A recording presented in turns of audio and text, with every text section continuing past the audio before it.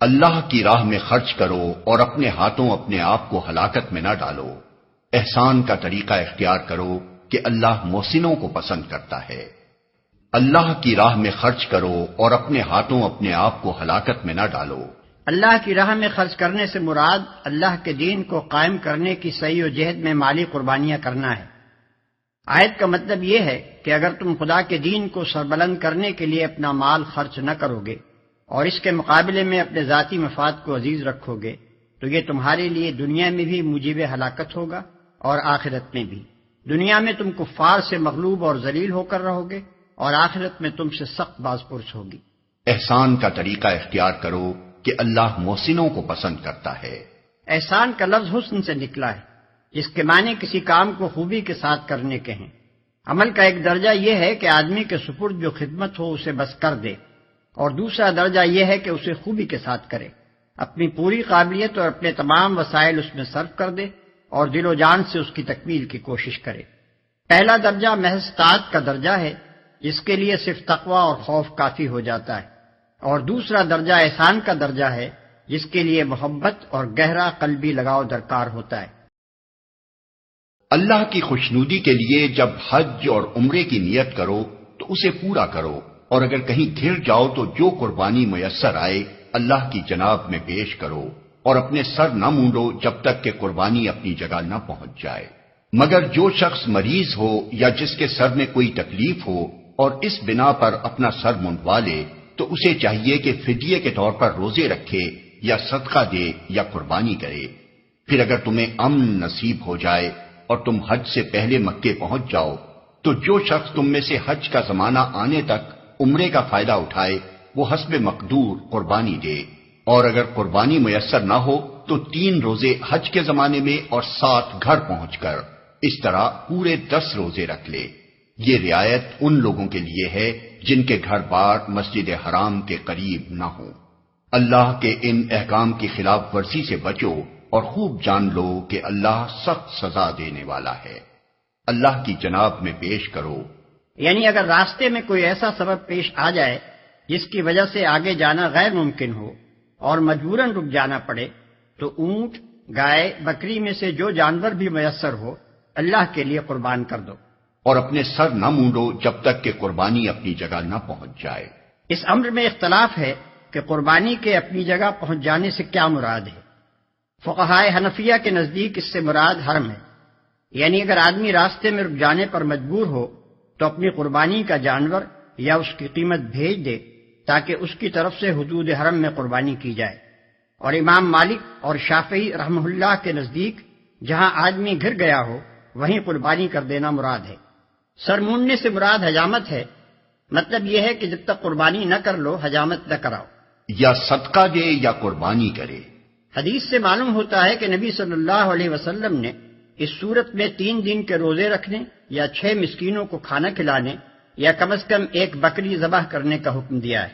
پھر اگر تمہیں امن نصیب ہو جائے، یعنی وہ سبب دور ہو جائے جس کی وجہ سے مجبوراً تمہیں راستے میں رک جانا پڑا تھا، چونکہ اس زمانے میں حج کا راستہ بند ہونے اور حاجیوں کے رک جانے کی وجہ زیادہ تر دشمن اسلام قبیلوں کی مزاحمت ہی تھی، اس لیے اللہ تعالیٰ نے اوپر کی آیت میں گھر جانے اور اس کے بالمقابل یہاں امن نصیب ہو جانے کے الفاظ استعمال کیے ہیں۔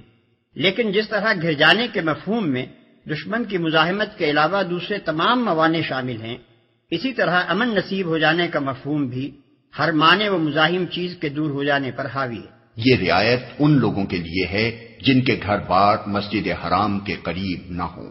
عرب میں جاہلیت میں یہ خیال کیا جاتا تھا کہ ایک ہی سفر میں حج اور عمرہ دونوں ادا کرنا گناہ عظیم ہے۔ ان کی خود ساختہ شریعت میں عمرے کے لیے الگ اور حج کے لیے الگ سفر کرنا ضروری تھا۔ اللہ تعالیٰ نے اس قید کو اڑا دیا اور باہر سے آنے والوں کے ساتھ یہ رعایت فرمائی کہ وہ ایک ہی سفر میں عمرہ اور حج دونوں کر لیں۔ البتہ جو لوگ مکہ کے آس پاس میقاتوں کی حدود کے اندر رہتے ہوں انہیں اس رعایت سے مستثنا کر دیا، کیونکہ ان کے لیے عمرے کا سفر الگ اور حج کا سفر الگ کرنا کچھ مشکل نہیں۔ حج کا زمانہ آنے تک عمرے کا فائدہ اٹھانے سے مراد یہ ہے کہ آدمی عمرہ کر کے احرام کھول لے اور ان پابندیوں سے آزاد ہو جائے جو احرام کی حالت میں لگائی گئی ہیں، پھر جب حج کے دن آئے تو السرن و احرام باندھ لے۔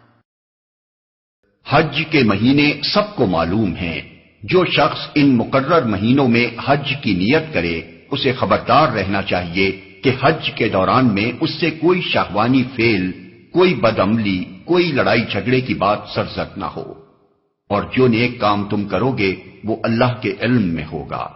سفر حج کے ساتھ زاد راہ لے جاؤ، اور سب سے بہتر زاد راہ پرہیزگاری ہے، بس اے ہوش مندو میری نافرمانی سے پرہیز کرو۔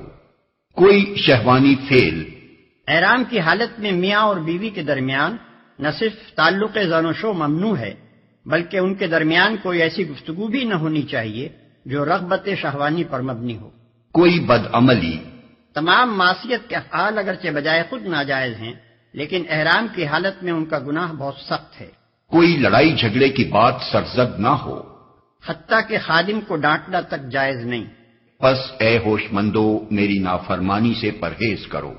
جاہلیت کے زمانے میں حج کے لیے زاد راہ ساتھ لے کر نکلنے کو ایک دنیا دارانہ فعل سمجھا جاتا تھا، اور ایک مذہبی آدمی سے یہ توقع کی جاتی تھی کہ وہ خدا کے گھر کی طرف دنیا کا سامان لیے بغیر جائے گا۔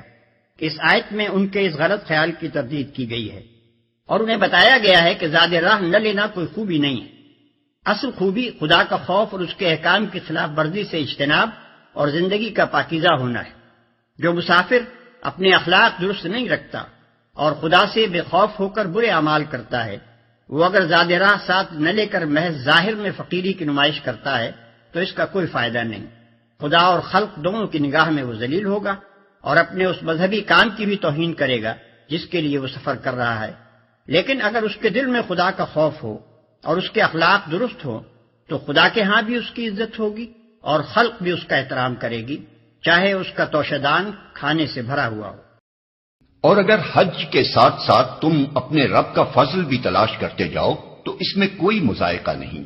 پھر جب عرفات سے چلو تو مشعر حرام یعنی مزدلفہ کے پاس ٹھہر کر اللہ کو یاد کرو، اور اس طرح یاد کرو جس کی ہدایت اس نے تمہیں دی ہے، ورنہ اس سے پہلے تو تم لوگ بھٹکے ہوئے تھے۔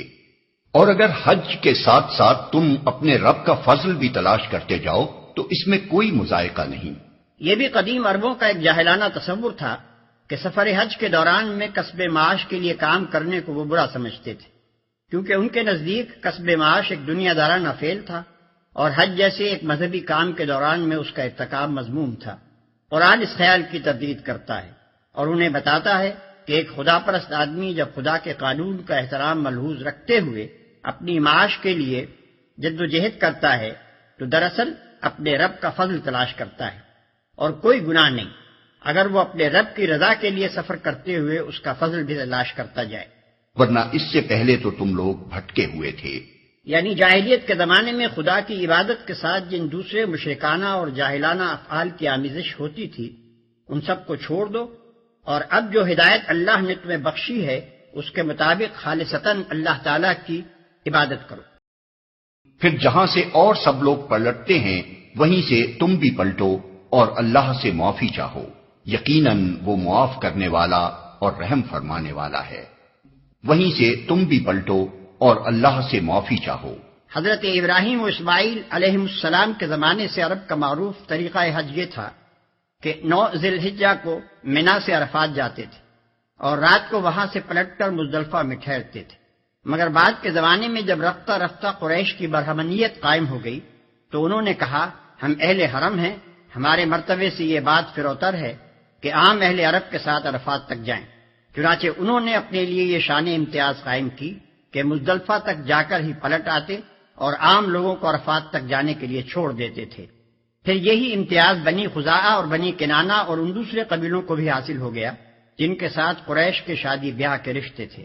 آخر کار نوبت یہاں تک پہنچی کہ جو قبیلے قریش کے حلیف تھے ان کی شان بھی عام عربوں سے اونچی ہو گئی اور انہوں نے بھی عرفات جانا چھوڑ دیا۔ اسی فخر و غرور کا بت اس آیت میں توڑا گیا ہے۔ آیت کا خطاب خاص قریش اور ان کے رشتہ دار اور حلیف قبائل کی طرف ہے، اور خطاب عام ان سب کی طرف ہے جو آئندہ کبھی اس قسم کے امتیازات اپنے لیے مخصوص کرنا چاہیں۔ ان کو حکم دیا جا رہا ہے کہ اور سب لوگ جہاں تک جاتے ہیں انہی کے ساتھ جاؤ، انہی کے ساتھ ٹھہرو، انہی کے ساتھ پلٹو، اور اب تک جاہلیت کے فخر و غرور کی بنا پر سنت ابراہیمی کی جو خلاف ورزی تم کرتے رہے ہو اس پر اللہ سے معافی مانگو۔ پھر جب اپنے حج کے ارکان ادا کر چکو تو جس طرح پہلے اپنے آباء و اجداد کا ذکر کرتے تھے اسی طرح اب اللہ کا ذکر کرو، بلکہ اس سے بھی بڑھ کر۔ مگر اللہ کو یاد کرنے والے لوگوں میں بھی بہت فرق ہے۔ ان میں سے کوئی تو ایسا ہے جو کہتا ہے کہ اے ہمارے رب ہمیں دنیا ہی میں سب کچھ دے دے، ایسے شخص کے لیے آخرت میں کوئی حصہ نہیں۔ اسی طرح اب اللہ کا ذکر کرو، بلکہ اس سے بھی بڑھ کر۔ اہل عرب حج سے فارغ ہو کر مینا میں جلسے کرتے تھے، جن میں ہر قبیلے کے لوگ اپنے باپ دادا کے کارنامے فخر کے ساتھ بیان کرتے اور اپنی بڑائی کی ڈینگیں مارتے تھے۔ اس پر فرمایا جا رہا ہے کہ ان جاہلانہ باتوں کو چھوڑو، پہلے جو وقت فضولیات میں صرف کرتے تھے اب اسے اللہ کی یاد اور اس کے ذکر میں صرف کرو۔ اس ذکر سے مراد زمانہ قیام منا کا ذکر ہے۔ اور کوئی کہتا ہے کہ اے ہمارے رب ہمیں دنیا میں بھی بھلائی دے اور آخرت میں بھی بھلائی، اور آگ کے عذاب سے ہمیں بچا۔ ایسے لوگ اپنی کمائی کے مطابق دونوں جگہ حصہ پائیں گے، اور اللہ کو حساب چکاتے کچھ دیر نہیں لگتی۔